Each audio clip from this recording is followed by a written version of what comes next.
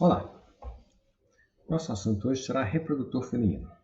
O aparelho reprodutor feminino ele é formado por dois ovários, duas tubas uterinas, né? Esse ovário é suspenso aqui nessas tubas uterinas pelo ligamento largo, um útero, tá?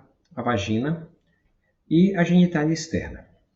As mamas a gente fala nesse capítulo, porém elas não fazem parte do aparelho reprodutor feminino, embora elas sejam altamente influenciáveis pelos hormônios desse aparelho reprodutor. Portanto, a gente fala rapidamente sobre ela nesse assunto.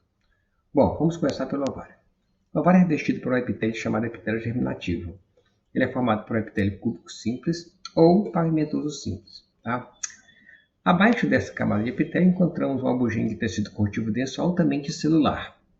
Na região cortical, no ovário de uma mulher já após a puberdade, certo? Vamos encontrar muitos folículos ovarianos primordiais, certo? E em desenvolvimento. Dentro desses folículos, nós vamos encontrar o ovócito. Preenchendo o espaço entre os folículos, vamos encontrar uma missão de tecido conjuntivo também muito celular. Na região medular, vamos encontrar um tecido conjuntivo frouxo altamente vascularizado. Surge ainda, nesse ovário, certo? Da mulher adulta, algumas cicatrizes de ovulação e algumas vezes você vai encontrar fase do ciclo ovulatório, certo? Com alguns corpos lúteos. Bom, os ovários se desenvolvem a partir do primeiro mês intraembrionário. Né? Algumas células germinativas migram do saco uterino formando as ovogônias, que se multiplicam, certo? Que chegam no segundo mês, alguns têm aproximadamente 600 mil. Tá? Lá pelo terceiro mês, essas ovogônias já entram na prófase, na primeira divisão meiótica, certo? E param no diplóteno. Nessas fases nós chamamos de ovócitos primários. E elas vão ficar nessas fases de ovócitos primários até a ovulação. Então vão ficar até a puberdade, pelo menos. Lá pelo quinto mês, temos aproximadamente 7 bilhões, né? E na puberdade, aproximadamente 300 milhões de ovócitos, certo? O que acontece? Grande parte desses ovócitos serão mortos, certo? Por um sistema, uma morte programada chamada atresia. Normalmente ocorre provocada de desequilíbrios hormonais. Dos 45 aos 45 anos, aproximadamente 8 mil ovócitos primários. Tá? No geral, as mulheres, certo, na sua fase reprodutiva, no seu ciclo reprodutivo, liberam aproximadamente 450 ovócitos. Todo o restante dos ovócitos produzidos morrem por atresia, tá? Normalmente em grandes desequilíbrios hormonais. Bom, os folículos ovarianos são formados pelos ovócitos primários e pelas células foliculares, que também são chamadas de células da granulosa. Esses folículos eles vão se desenvolver a partir da puberdade pelo estímulo do folículo estimulante. Tá? O folículo estimulante vai estimular uma produção, um desenvolvimento de algumas células, certo? Alguns folículos. Então, um grupo de folículos vão crescer. Esse crescimento promove. Certo? Esse crescimento desse folículo está relacionado com o crescimento do ovócito, das células foliculares e do estroma em volta dele. Tá? De tal forma que, a partir do folículo primordial, certo? Nós vamos encontrar o folículo primário unilaminar, o multilaminar, o antral e o maduro, dependendo do estímulo do folículo estimulante. Bom, vamos reconhecer esses folículos a partir do primordial. O folículo primordial, portanto, é formado durante a vida fetal, tem aproximadamente 25 micrômetros de diâmetro. Tá? É uma célula com núcleo claro, no caso evidente, um citoplasma bem espesso, bem amplo. Externamente, nós vamos encontrar uma camada de células foliculares que estão pavimentosas, uma camada única de células foliculares, tá? E uma lâmina basal envolvendo essas células. Mas externamente, uma pequena quantidade de estroma formada por células fusiformes, tá? O estroma mesmo do ovário. Ao receber o folículo estimulante, certo? Ao entrar na puberdade, tá? Essa célula começa, a primeira alteração é o crescimento de 25 para 120 micrômetros. Então, o ovócito chega ao seu tamanho máximo, 120 micrômetros nessa fase, tanto folículo primário unilaminar. Tá? Ele começa a produzir uma quantidade de glicoproteínas externamente, que nós chamamos de zona pelúcida. Então, essa fase inicia-se a produção da zona pelúcida.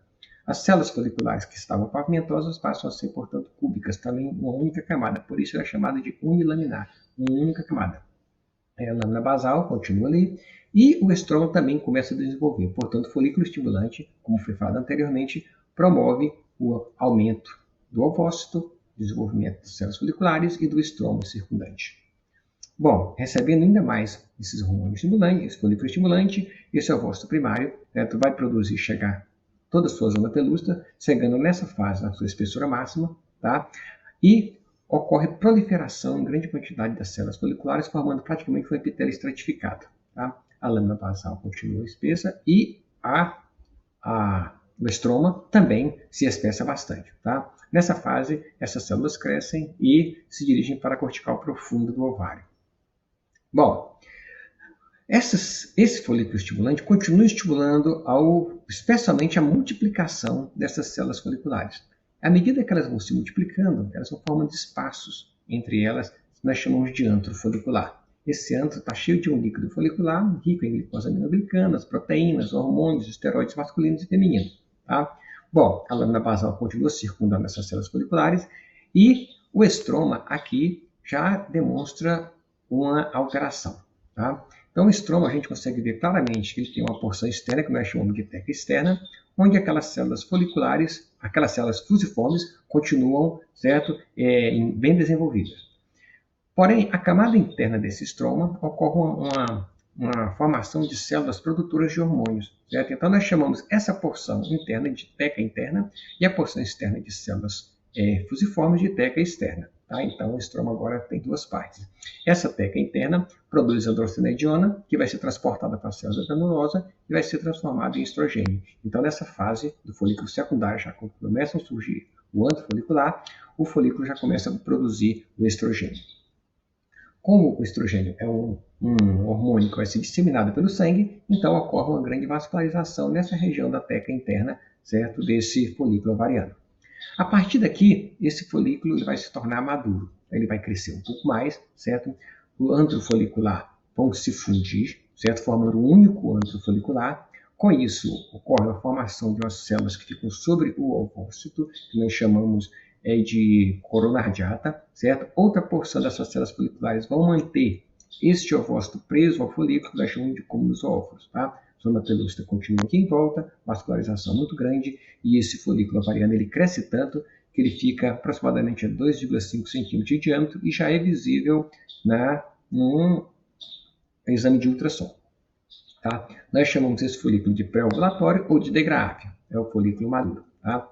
Bom, o folículo que mais cresce daquele grupo que foi estimulado pelo folículo estimulante, vai promover a atresia, certo, dos outros folículos que vão ser eliminados, ficando apenas um para ser ovulado na sua grande maioria das vezes, certo? Bom, essa atresia, como foi falado, ocorre durante os desequilíbrios hormonais e o principal, logicamente, é o nascimento, certo? Puberdade e gravidez são grandes desequilíbrios hormonais, tá? Além da menstruação.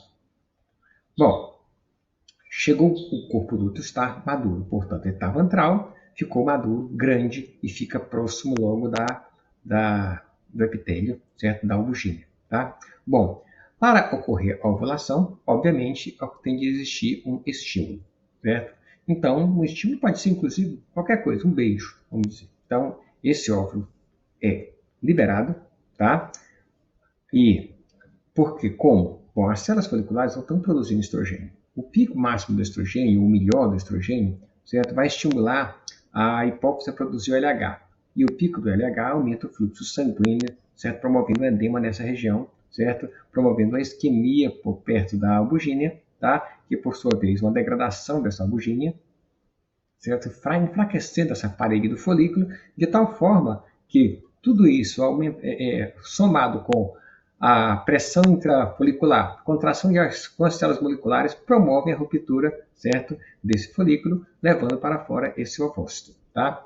Bom, nesse momento aqui, esse ovócito, portanto, ele faz a sua primeira divisão meiótica, formando o seu primeiro corpúsculo polar. Tá? Ovulando, certo? O que vai acontecer? Como ocorreu uma lesão nesse folículo, certo? Ocorre sangramento e forma-se um coágulo dentro do antro folicular. Tá? Por ter esse coágulo aqui dentro, nós chamamos esse corpo lúteo, já em início de formação, de corpo lúteo hemorrágico. É um corpo lúteo de vida curta. Rapidinho ele já deixa de ser hemorrágico e já passa a ser propriamente corpo lúteo, que ele fecha mesmo aqui. Tá? As células foliculares agora já não se multiplicam, mas sim elas crescem, o volume, então hiperplasiam, né? E a região central do coágulo começa a formar um tecido conjuntivo. A célula da teca interna, certo? Formam, portanto, agora também, elas crescem, começam a produzir mais ainda estrogênio, certo? E são chamadas de células da teca luteínicas. Enquanto que as células da granulosa transformada em granulosas luteinicas e é a grande responsável pela produção da progesterona. Esse corpo lúteo cresce tanto que ocupa aproximadamente 80% do parênquima do ovário. E a vascularização aumenta, certo, entre todas essas células, tanto da teca interna tanto das células teca-luteínicas como das células granulosas luteínicas. Então, é altamente vascularizado. Tá? Bom, à medida que esse corpo lúteo avança, certo, ele tem características interessantes. Tá? Então, esse corpo lúteo pronto, tá? Ele é chamado de corpo lúteo gravídico, certo? Claro que o estrogênio, certo, vai chegar na hipófise, vai promover a liberação do LH para ocorrer a ovulação. Esse estrogênio continua estimulando a hipófise a produzir LH, não em doses tão grandes, por aproximadamente 12 dias. Depois desse 12º dia, certo, ele para de produzir o LH, certo? E esse corpo lúteo, se não ocorrer uma gravidez, certo, ele vai praticamente desaparecer, ele vai morrer. Tá? Então, nessa fase do corpo lúteo gravídico, essas células são células típicas produtoras de hormônios, com citoplasma rico em gotículas de gordura, colesterol, para produzir especialmente progesterona e estrogênio. Tá? O que acontece se passa do 12º dia e não ocorreu uma gravidez? Bom, a gravidez, as células da cincício trocoblastos vão produzir a gonadotropina coriônica humana que vai manter o corpo lúteo vivo durante a gravidez.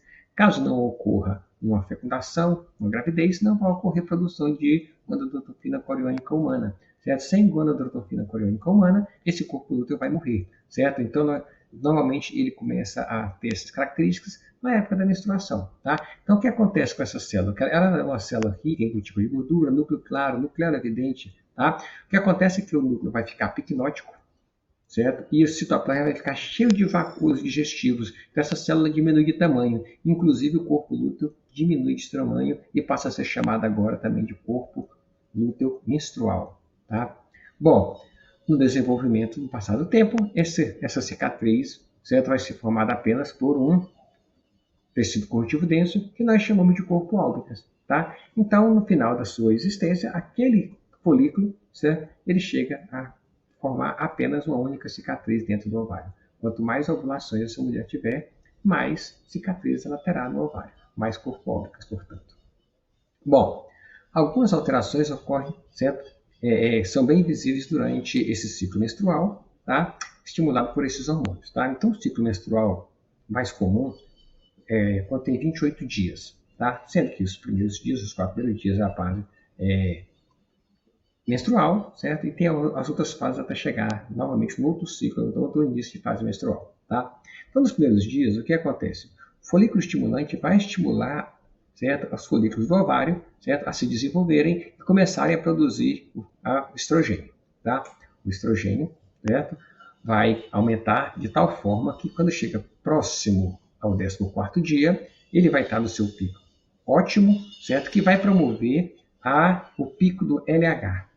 O pico do LH promove a ovulação, certo? Então, a ovulação ocorre normalmente no meio do ciclo. Pode acontecer um pouco antes ou depois, depende do estímulo, tá? Ao ocorrer a ovulação, certo? O folículo, portanto, vai se transformar em corpo lúteo, tá? O corpo lúteo produz muita progesterona, tá? E esse aumento também desse estrogênio vai inibir também um pouco a queda dos outros hormônios hipofisários, tá? Bom, de tal forma que chega do 10º dia, se não ocorreu fecundação, o corpo lúteo morre, ocorre uma queda brusca de todos os hormônios, certo? E ficando apenas novamente o estímulo para a produção folículo estimulante para começar um novo ciclo, tá? Nesse período, a temperatura corporal basal da mulher, certo? Nesse período inicial, até perto da ovulação, ela está praticamente normal. Na época da ovulação, ocorre um pico, uma elevação da temperatura, que depois vai caindo gradualmente. Aqui, só para você observar, certo? Um corte de ovário com epitélio germinativo, cúbico, o estroma, né? Uma túnica bugine, desculpa, certo? Muito rico em células fusiformes, certo? Muito rico em células. Aqui você vê um folículo primordial com a célula pavimentosa em volta dele, a célula folicular pavimentosa, pouco estroma, é isso? Então, folículos primordiais ficam normalmente no córtex do ovário, tá? Aqui já um folículo primário unilaminar, certo? Outro também primário unilaminar, observa a diferença de tamanho do ovócito, tá? E as células cúbicas aqui em volta, Tá? Aqui um folículo já praticamente maduro, né? Isso com o âmbito folicular bem distinto, ovosto, zona pelúcida, corona radiata, cúmulos óforos. Aqui a célula da teca interna, produtor de hormônio, da teca externa, as células fusiformes. Aqui um corpo lúteo gravídico, né, com as células típicas, com gotículos de gordura no seu citoplasma. Aqui a gente acaba a nossa primeira parte do aparelho reprodutor, certo? Vamos continuar a partir da tuba uterina na próxima aula, aqui nossas referências bibliográficas. Então até daqui a pouco.